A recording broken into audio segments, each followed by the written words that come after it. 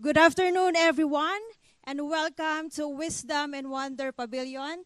Thank you for taking your time to come with us today. And we are so happy that this event is not only happening here, but also happening worldwide. Say hi to our live stream participants all over the world. Hi! Yeah, this event is actually a kick-off activity for our SDG E-confernce Foodathon. And this seminar will serve as an inspiration for the Foodathon committee to further develop our topics related to the food system. Whatever your contributions will be regarding the topics around you, we will use that in a better formulation of our challenges. And we are joined today by 8 different experts who will help us to somehow put our visions or ideas in one page. So what this seminar is all about, at this moment, we understand that a lot of people still experiencing hunger, but imagine that half of the world, including us, are thinking about them, knowing that no one should be left behind. And we want to achieve this through the Sustainable Development Goals. Specifically, we want to focus on zero hunger, or achieving zero hunger.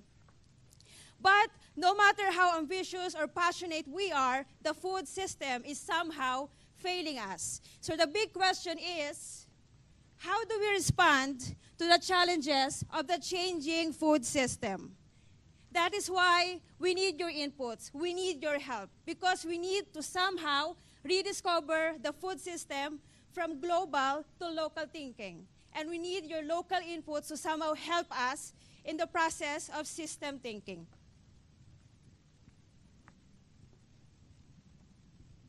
Well, thanks very much. I'm really delighted to be here with you all today. This is very much a student-led and student-organized activity, this Foodathon. And we're really kicking it off here, and it's going to carry on now from now right up until the conference that we have here in the end of August, isn't it? I was going to say September, but it's not, it's the end of August. So just first of all, just a very couple of words about what we're doing here in Wageningen. So a group of us, and some of us are here today, these people down here, we're actually leading one of the global thematic networks for the Sustainable Development Solutions Network. We're doing that on this theme of sustainable agriculture and food systems.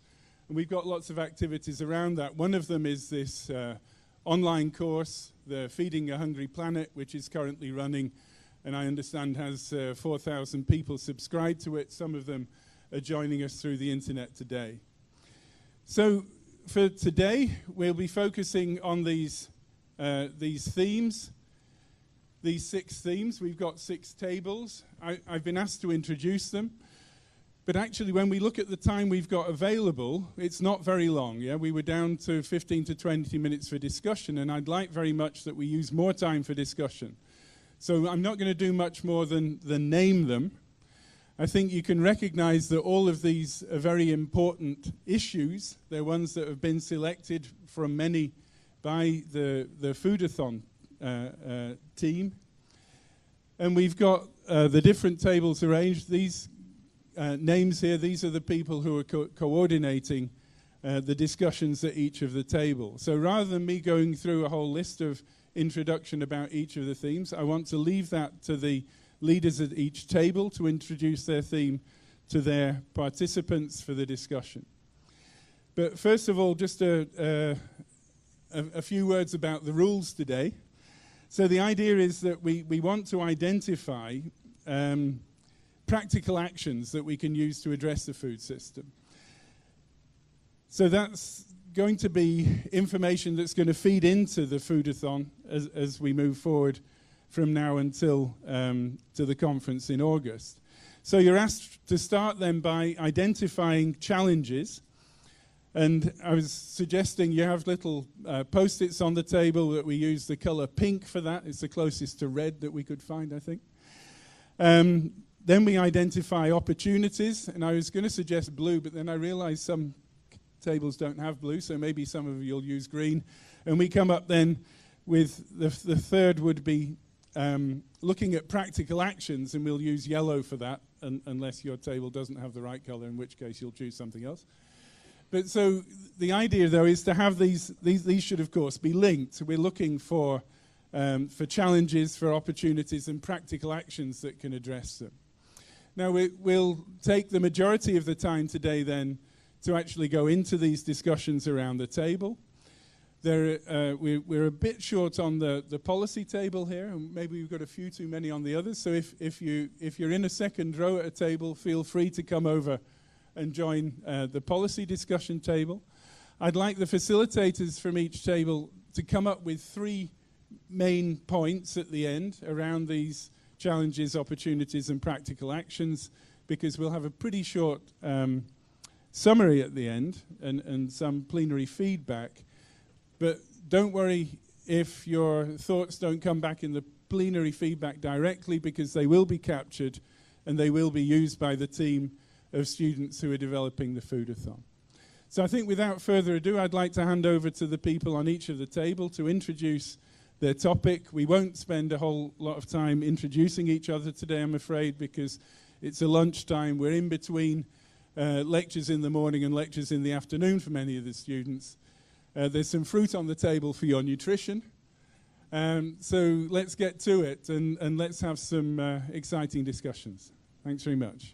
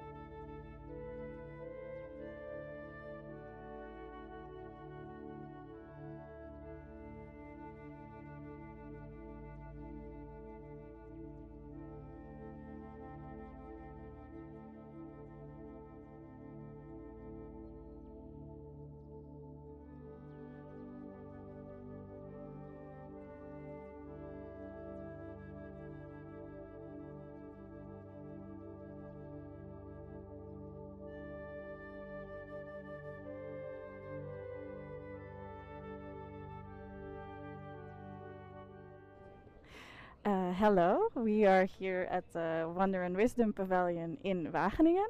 I am Fenna. I'm interviewing Ilse de Jager today. She's a PhD nutritionist at Wageningen University, and she will answer us some questions about the theme sustainable dietary patterns. So the first question, or maybe you firstly want to introduce yourself a little bit more? Maybe that's nice, yeah. Thank you already for the short introduction. Indeed, I'm a PhD student. My background is in nutrition, but actually I work within the agriculture project, which is called End to Africa. So I did my research in Ghana and Kenya, looking into how agriculture could really contribute to nutrition, in which ways, the very big question. Yeah. All right. Yeah, Sounds so very interesting. Yeah. Well, I hope you can answer some questions from our viewers. So the first one is, how can we combine a healthy and sustainable diet? Well, I think already we're more focused really on the healthy diets and how we can capture it, or what are the gaps linked to food production actually. So this is another challenge that I'm currently not taking into account yet, the sustainability part. But one thing that I'm doing is modeling more optimized diets for rural populations based on what their habits at this moment. And I think it's actually it should not be that difficult to also take into account the sustainability part. Of course, there are more challenges already, but the tools are there, and I think adding another constraint to developing, and then I'm talking specifically on developing kind of food-based dietary guidelines, so an optimized diet. And actually, cite examples that in the Netherlands they're already working on. They take it into account in our food-based dietary guidelines already by looking at the footprint of different foods. So also if they choose between different foods, they will pick the one which the less footprint. So I think that's a very nice first step in combining these two different angles on the diet. Yeah. Okay. Thank you. I think the example gives a bit of a visualization of how we can achieve such a thing. Also many steps still to take, maybe. Do you want to add? Yeah, maybe something small. I was just talking to one of my colleagues as well. We'd also discussed, would also be a side of diets could also include recommendations, for example, on going by bike to your workplace or walking, which would also have, so aside of only looking at the diet specifically, there are many other things and food waste, like what foods are wasted most commonly, to also take that into account for a better diet. I think that. So we're not only looking at the diet system, but we're looking at all the aspects related to it. For sustainability, yeah, I think that's Okay. important. Yeah. It's not my expertise, but It's a nice insight. Let's see if we can work further on that in our SDG conference. The second question we have is, how can we maintain food security for the next generation, and then specifically looking, what is the first step we can take to getting there? Well, that is a challenging question. If I would have the answer, that would be very nice. But I think the very first and very important step, very clearly for this problem of food security that we have with all the changes going on in the world at the moment, is that we should work together, and then really work together, because I think we are sort of interested in this interdisciplinary topics, but as I am a nutritionist, I'm still most interested in the nutrition part. So I think we should really, from the start, on working on these problems, really work together in a real interdisciplinary approach in tackling the food security problem. So all actors involved. Yeah. Okay. Also all actors and all disciplines. All actors and all disciplines. Yeah. Okay. Well, maybe also something for our policy theme related to see how we can get there. Yeah. And then we have a final question: is there still place for meat in our diet? Yeah. Yeah, and then you probably mean also, of course, from the sustainable perspective. Yes. As because from a nutrition perspective, I would say yes. I would not say we should stop eating meat completely, and then especially for young children, women of reproductive age in developing countries. I mean, yeah, meat has a lot of valuable nutrients that could contribute to their diets, but I would definitely say less meat. And then especially in cities and urban areas. And then I think, of course, the big challenge is that the desire for meat is very culturally based. So, and also especially in developing countries, actually. I mean, well, when I was in the field and I wanted to say a goodbye thank you party, and I'm vegetarian myself, and they did not want to offer meat, they were actually really, you cannot do that. Yeah. It's very important to at least have meat. Yeah. So I gave soda, which is also not a very good healthy alternative, but that's also one important cultural things are very important, I think, yeah, to take into account with having any. Do you have some ideas or as an example of how we can start with that? Maybe from your own experience? Start with? So if we want to include this cultural aspect of meat in our diets, it's very difficult. I understand that it's maybe not possible to answer that question completely now, but do you have maybe a small example? Or well, yeah, maybe the first thing that comes to my mind now, because I see now, I mean, vegetarian is not something people have never heard about anymore. Well, I was just in Portugal, and there it's still a concept that doesn't exist, so it's not everywhere, of course, yet. Yeah. But I think if I see the development here in the Netherlands specifically, I think especially the convincing thing that you can eat healthy and even more healthy by eating less meat. I think that would to have that message across would really help, I think, in some way to change the cultural beliefs, because especially if you look at mothers who want to grow their children as well as possible, they would be very much interested in what the knowledge is and how best to do that, what are the best. Yeah, they want to, mostly they are already convinced, motivated to provide their children with their best diet. So if we already incorporate in that it's also possible with less meat or no meat, then I think that could be maybe, and then especially in cities, maybe not in rural areas, but okay. So to shortly summarize, it's also about creating awareness about what is actually the content of your food, so what is in there for things you really need, like vitamins and etc. And then we can think of, okay, is then meats needed, or are there other options that we can also use, or use a combination? So in the end, we can get at least a reduction of meat in our dietary pattern. Is that correct? Yeah, definitely. And maybe also having a sort of think about short-term motivations to change their cultural desire, things that are now there for meat. To really brainstorm about that kind of things to see why would people change their behavior, or I think that's an important first step as well. All right. Okay. As I can see, there's a lot to think about, lots still to brainstorm. So maybe to finalize, what is the last step now in your own career for your PhD? What are you almost done, or? Yes, my step is to write everything down. Yes, always important. So that's the happiest step. But I think I'm very curious how this Foodathon is going to work out. I think it's a very nice first step to get actions, concrete ideas on how to tackle this important problem. Yeah. Okay. Thank you. Yeah. So this is our first little input for the SDG E-confernce Foodathon, which will be held in August. I think we already got some nice topics in, and some very good food for thought. And I want to thank you very much for having this interview with me and answering the questions that arose. And hopefully see you again, maybe at the conference itself. Yes. Thank you. And thank you.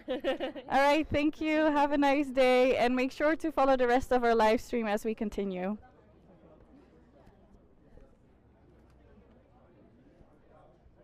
Top gedaan.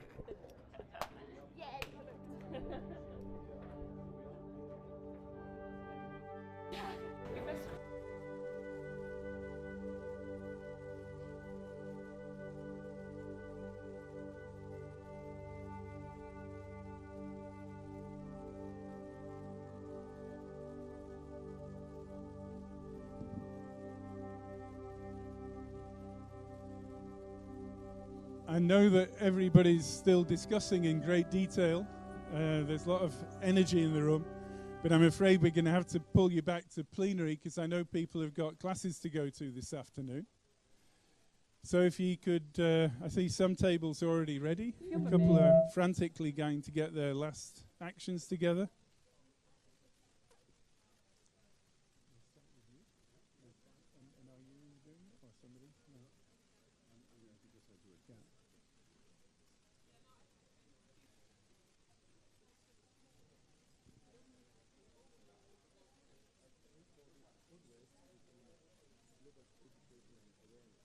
Yeah?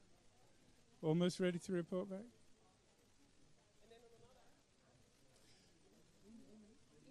So we'll start with Peter Oosterveer. Yeah? Okay. He's not quite ready, is he?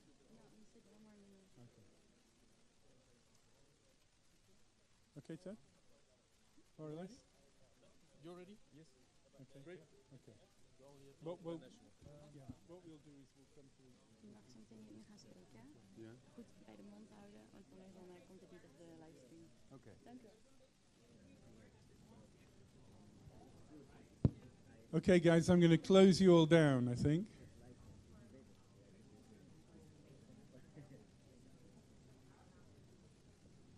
Maybe we could regain our seats.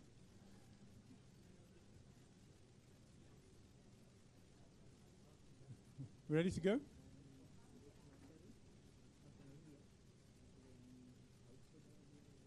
Do we have rapporteurs?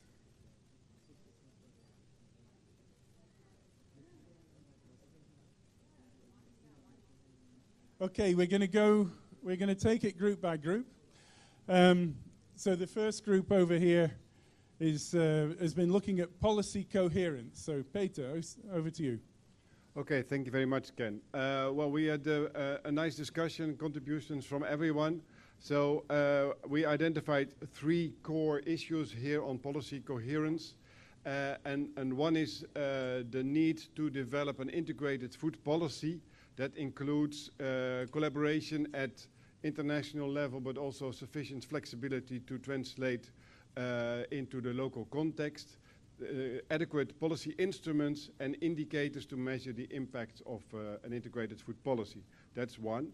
The second one came out very clearly, the need for collaboration between science and practice, between public and private actors in developing the food policies, but also implementing innovative technologies to deal with those issues, such, for example, we mentioned the promotion of local food circuits and the promotion of local food councils as illustrations of this form of collaboration.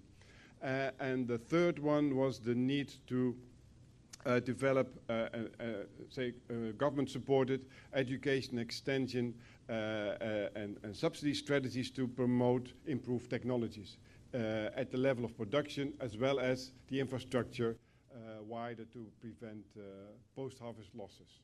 I think these were the key 3 elements that we... Great, so collaboration obviously being a sort of key word coming back. Are there any questions that people want to raise to this group? We give you a quick opportunity on the policy side. Does anybody want to raise a hand, ask a question? I think you're all too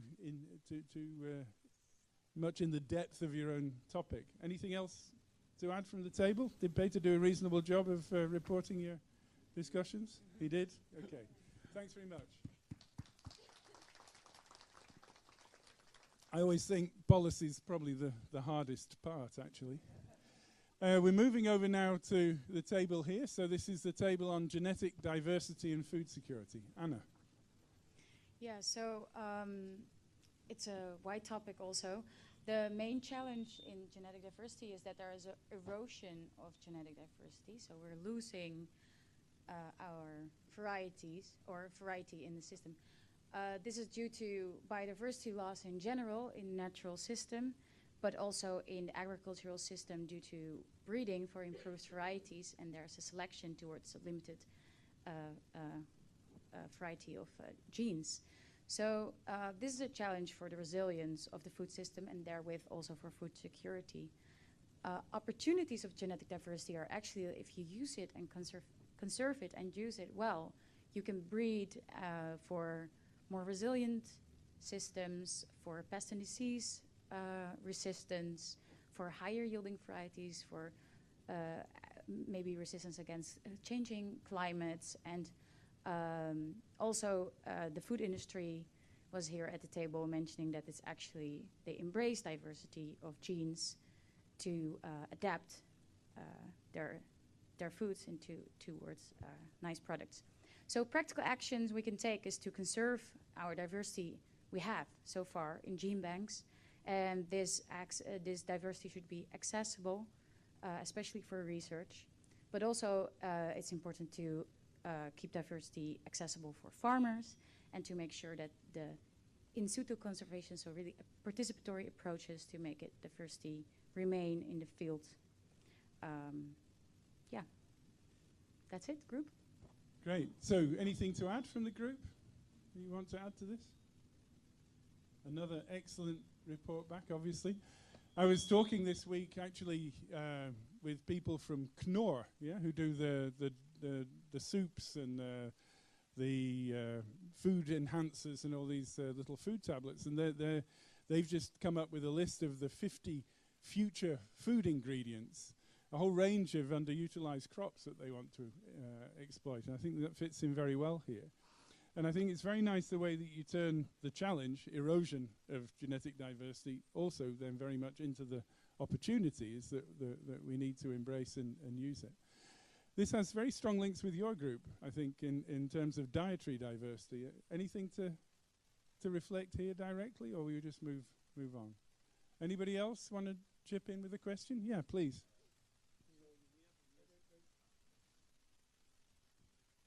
We see a lot of new technology and biotechnology and GMOs, and we have patent genes like crop resistant genes like on chromosome 5 or 6 or whatever.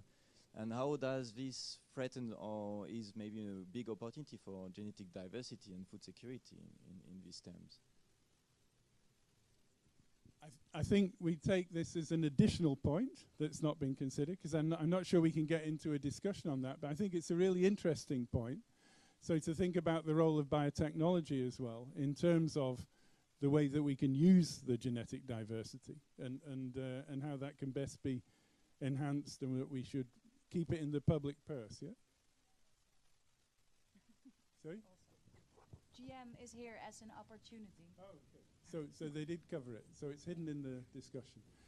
Moving on, dietary diversity, sustainable dietary patterns. Okay, microphone. So we identified 3 major challenges for sustainable diets. The first one we thought was shift in dietary patterns. We see a lot of people consuming more meat nowadays. Other than that, we see a lot of people consuming food with a lot of sugar in it and increasing processed food consumption. Third, we also saw the interaction between the consumers and the industries. So that was one of the challenge. The second one we thought was increasing population, which demands high production of food. And third was the food waste. You have 2 things in here. One is crop deterioration, which means you're looking at harvest losses. Along with that, incomplete food consumption. So we produce a lot, but a lot of it also gets wasted. Along with this, we identified certain opportunities that we thought could be tackled with. They've been divided into 2 major points. One was using, bridging the gap between the knowledge and the technology, and using the industry in the situation for achieving a win-win case. So we thought that using globalization as a medium to promote the idea of vegetarianism and vegan diets, also Mediterranean diets, which was again a debatable point in our group discussion. We also looked at circular economy as to how you could use everything within the system and achieve the maximum efficiency. Looking at the feed byproducts and using them as alternatives. So we had quite a lot of opportunities that we thought we could tackle with. And for major actions, one of the solutions that we thought of could be having taxes on food items that have a lot of sugar, or having taxes on meat products so that people shift their dietary patterns. Increasing awareness, which is really important for children, for instance. If they understand nutrition at a very young age, you can influence their food patterns with time. And regulations for minimizing food waste. So introducing these through companies, which will have a greater impact. And one which we really didn't put up here, but we thought it would be interesting to say, is reduce the number of people, and you can always have less problems. So birth control. Okay. Yeah, that's Okay. it. Thank you. Thanks very much. And I do think it's important that we bring some of these difficult questions onto the table for discussion. I think that's absolutely right to do. Interesting that your group sees globalization as an opportunity and not a threat, because I think people often see it in relation to diets as one of the biggest threats. So I think that's great. Let's move on to the next group. I think that's rural-urban linkages for food security. Here we are. Okay, thank you. Okay. Thank you, Ken. We've discussed quite a number of challenges, and we took actually the perspectives from farm to fork because we are trying to address these rural-urban linkages. And actually we're talking also then about the farmer versus the consumer perspective. So that's how we try to identify our challenges at the level of the producer, at the level of the marketing and all actors in between, and at the level of the consumer.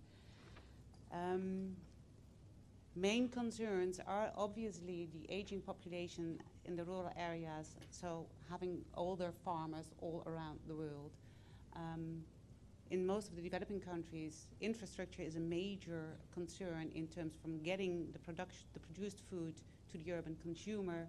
And at the consumer level, we already heard there's changing diets and all sorts of different food demands as we know them from the rural areas. So our action areas, the joint actions we were able to identify, were at the production side for particularly younger farmers all around the world, which is a shared concern, is to make farming more easy for young farmers. In the Western world, it's usually access to money, access to land as a startup issue. Access to land in most developing countries, as we learned, is not so much the problem, but there is very much access to income to start, getting the liberty to start, and also basic infrastructure. One of the suggestions was also make rural life more livable by creating basic infrastructure for everyone in the rural domain. Access also to more joint action on making cooperatives, schooling, and access to loans. And let's say, in short, make farmers more urban-proof. I hope that's a good summary of our discussion. At the level of the, let's say, in between the market access, it's very much about dealing with the role of middleman and getting more transparency in the whole marketing processes. It's about infrastructure. Again, it's about physical infrastructure in roads, but also in terms of regulations and that kind of thing. Making marketplaces, physical marketplaces, both accessible for the farmers but also for urban consumers.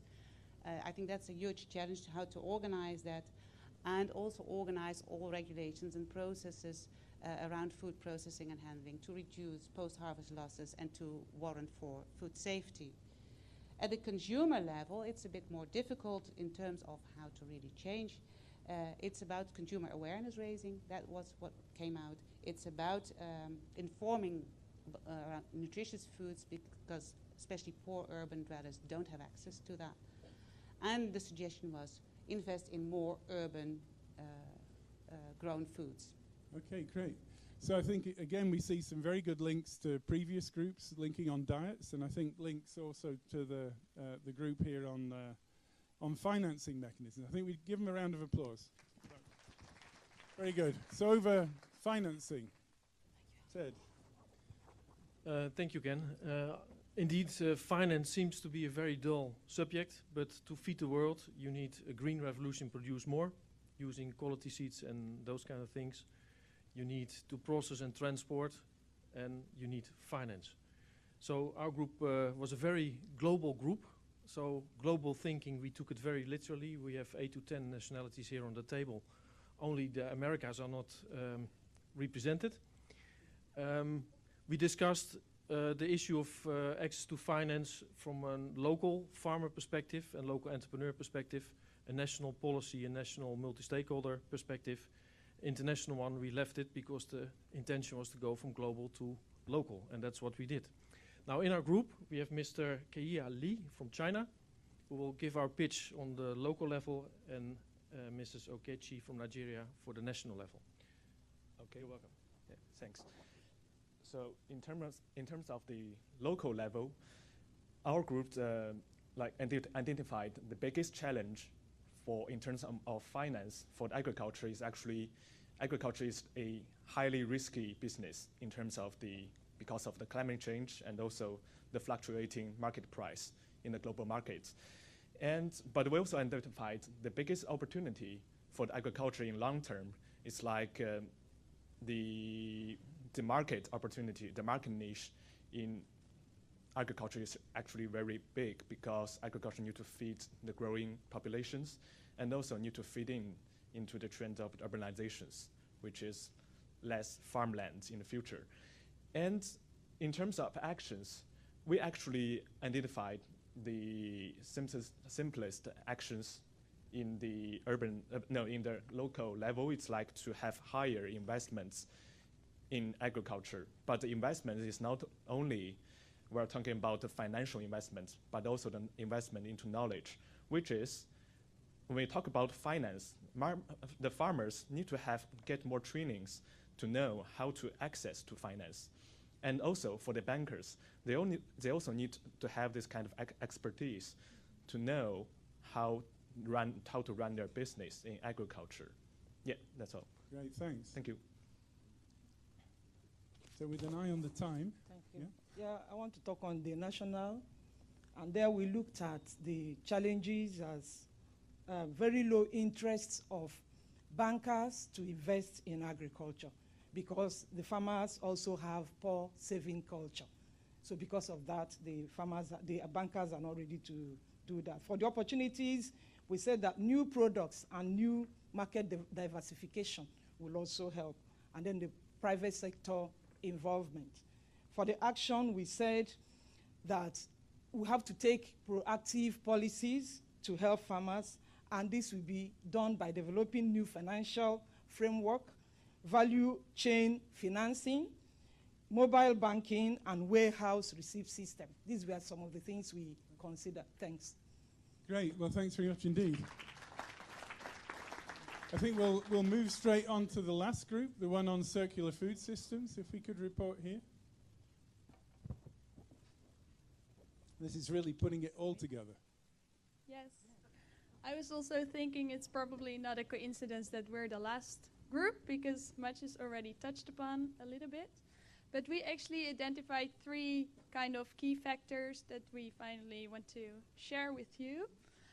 So the first important thing that needs to be done for a circular food system is that waste is prevented.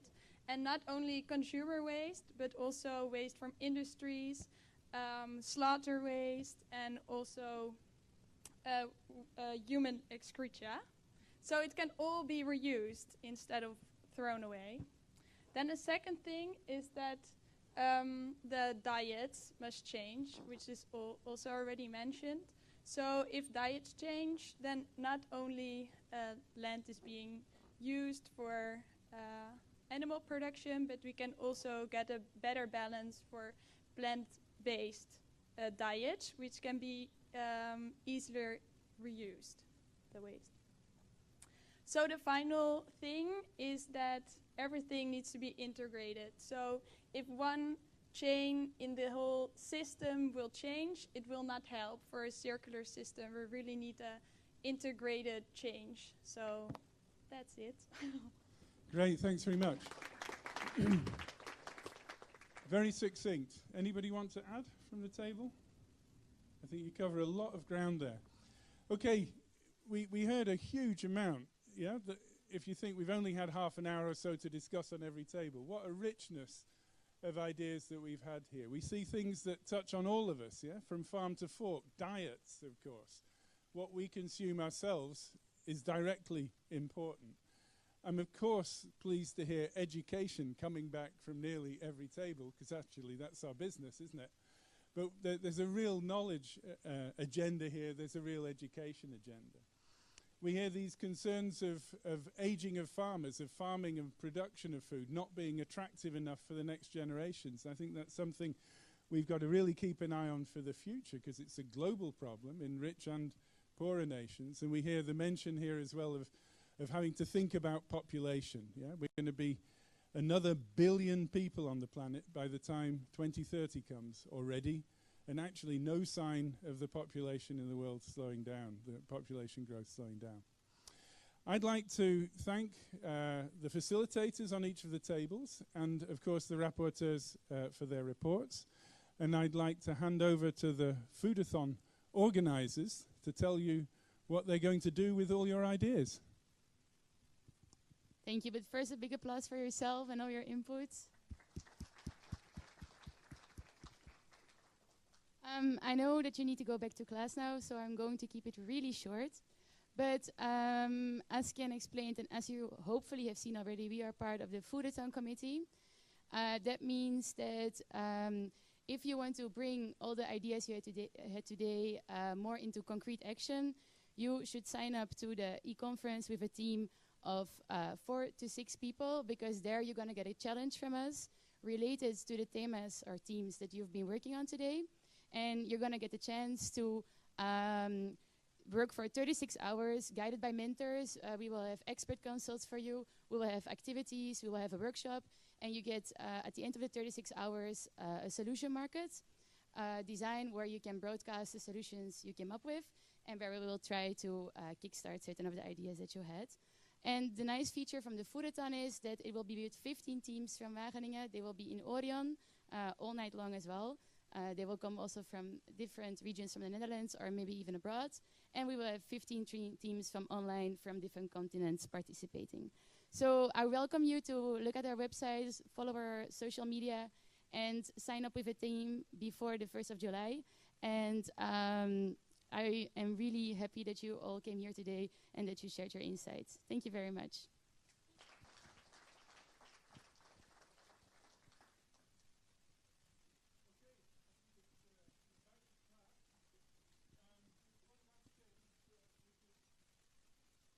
If there's a volunteer at each table who'd be willing to try and put some of this into digital form, that would help Steve and Apple and their colleagues very much. So if there's one volunteer per table to actually take down all of this into digital form and pass it on to the organizers, please can you just stay behind so that Steve can get your name so we can follow up.